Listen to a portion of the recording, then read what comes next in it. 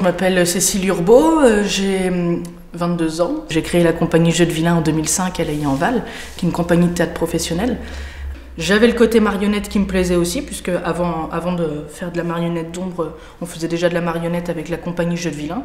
J'ai voulu aller sur l'Asie du Sud-Est, puisque le théâtre d'ombre traditionnel là-bas est commun à toute l'Asie du Sud-Est, le Cambodge, la Thaïlande, la Malaisie et l'Indonésie. L'idée, c'était de faire un voyage qui puisse non seulement étudier cette forme de théâtre, mais surtout étudier ou aller observer, ou aller me confronter à vraiment le théâtre d'ombre et au milieu de la société. Donc aller me confronter à ce rapport-là, quoi. Quelle est la place du théâtre d'ombre dans la société, dans le quotidien d'un Indonésien ou dans le quotidien d'un Cambodgien, puisque ça n'a rien à voir. Chez nous, on va au spectacle le samedi soir, chez eux, c'est au quotidien. C'est quelque chose de très très important. C'est vraiment un autre rapport au spectacle. Même s'il y a un rapport à la religion évidemment très fort, un rapport, comme je vous dis, au rituel, aux éléments, enfin quelque chose de très très fort, c'est aussi le moindre enfant, les personnes les plus âgées, tout le monde vient en famille au spectacle, donc il y a vraiment quelque chose qui se partage, il y a vraiment quelque chose de très fort, quoi. J'ai proposé aux écoles du canton de Beaugency de suivre ce projet-là, avec l'idée lointaine, mais justement je leur proposais, après ça a été construit avec elles, puisque c'était que des enseignantes, de pouvoir vraiment créer un spectacle avec les enfants autour du Ramayana aussi. Je leur ai dit, voilà, moi je pars 5 mois en Asie du Sud-Est étudier le théâtre d'ombre, j'ai envie de partager ça avec les enfants, est-ce que vous êtes d'accord pour faire un projet tout ensemble? Ils m'ont à la fois suivi avant le voyage, puisque j'étais passée dans les classes, leur expliquer le voyage, où c'était l'Asie du Sud-Est, pourquoi je partais, tout ça. Le pendant, où là vraiment on a communiqué sans cesse, quoi, même avec les enseignantes, hein, sans que les enfants le sachent, avec les enseignantes, je communiquais pour le projet qui allait suivre, enfin pour le retour, quoi. Enfin, voilà, il y a eu vraiment le pendant, quoi.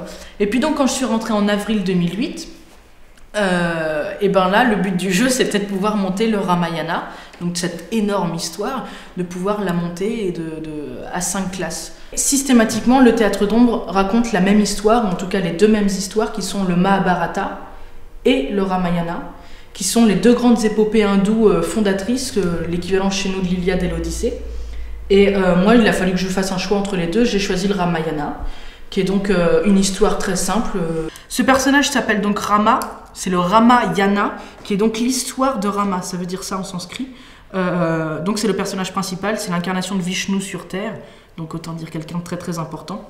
Voilà, histoire religieuse s'il en est, ou qui va lui arriver donc tous les malheurs, puisque la princesse va être enlevée par Ravana, le grand démon, le roi des démons, et il va devoir aller rechercher sa princesse au royaume des démons.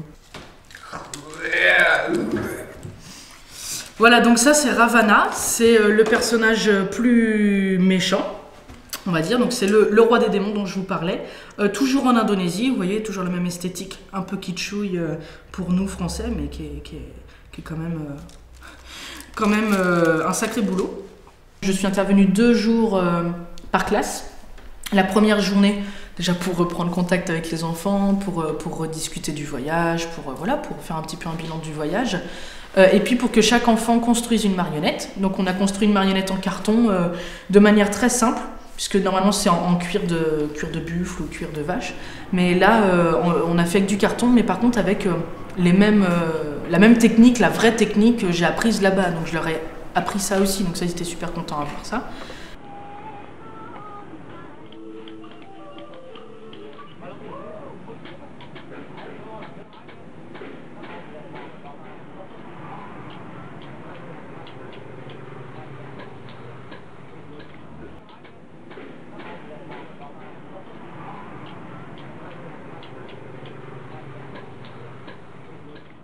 T'as des cheveux, ça doit aussi plus féminin. Qu'est-ce que t'en penses?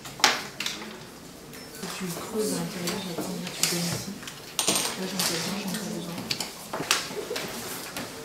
Le cap qui vole sur le côté, comme ça.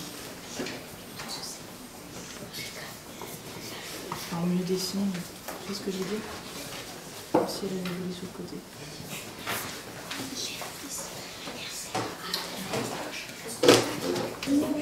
Je te propose celui-là, je vais bien compliqué, et celui-là, je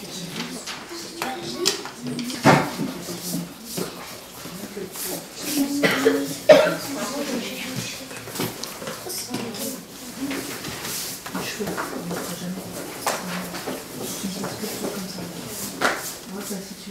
petit peu. Hop, là, t'es au bout. On fait vraiment que le tour. Pareil ici, quand on arrive là, on coupe ici. Ça, on le fera après. Pas de souci, on le fera après. Pour l'instant, vous faites moi que le tour. Ok ?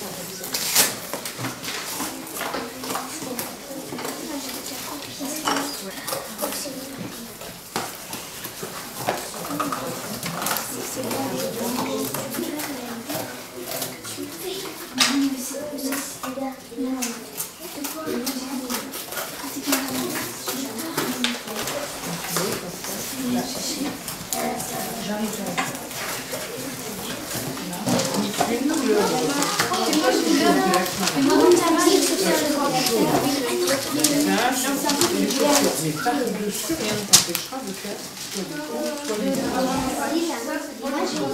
les Et ben reste.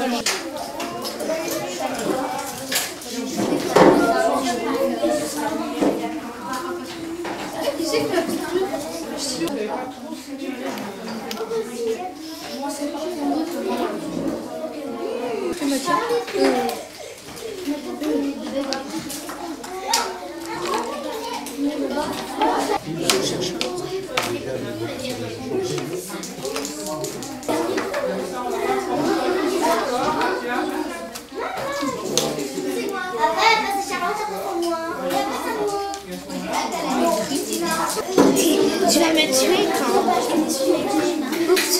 Chaque enfant a eu un rôle dans le Ramayana. Il jouait le prince, il jouait le roi, il jouait voilà. Chaque enfant a eu un rôle qui lui a été attitré.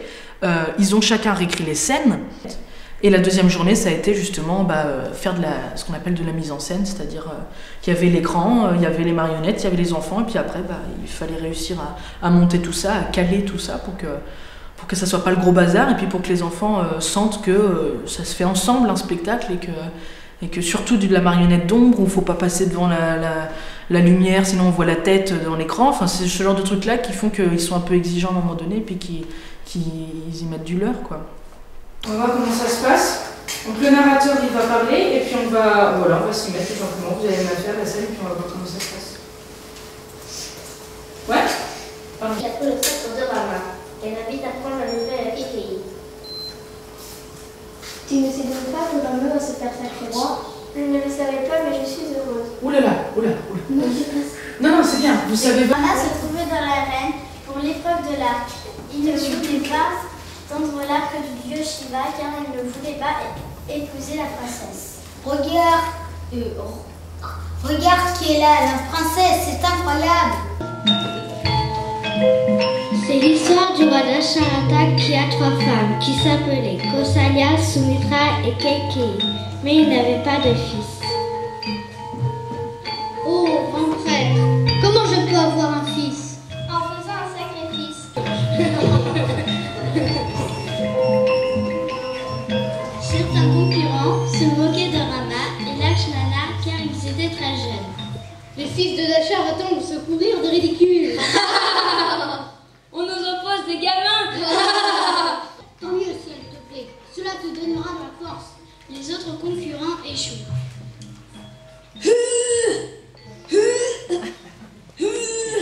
Oh, raté.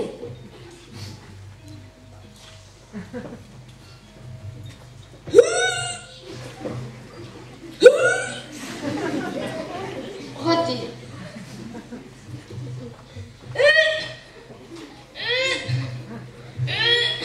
Encore raté.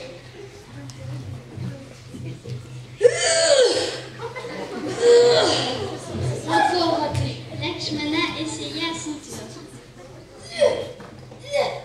Bon, bah loupé. Mais il ne réussit pas. À ce moment, Rama réussit l'épreuve. Ô très cher prince, je voudrais bien vous aider, mais malheureusement, je n'ai plus aucun pouvoir ici.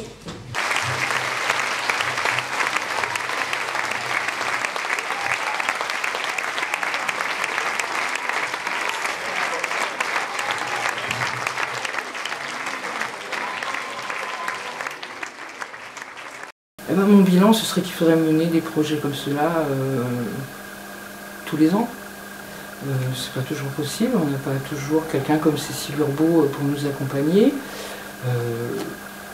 Parce que c'est, encore une fois, c'est quelque chose qui permet d'aborder toutes sortes de disciplines. Ça donne vraiment du sens. Donc pour moi, le bilan il est complètement positif et je dis que je suis preneuse pour un prochain projet.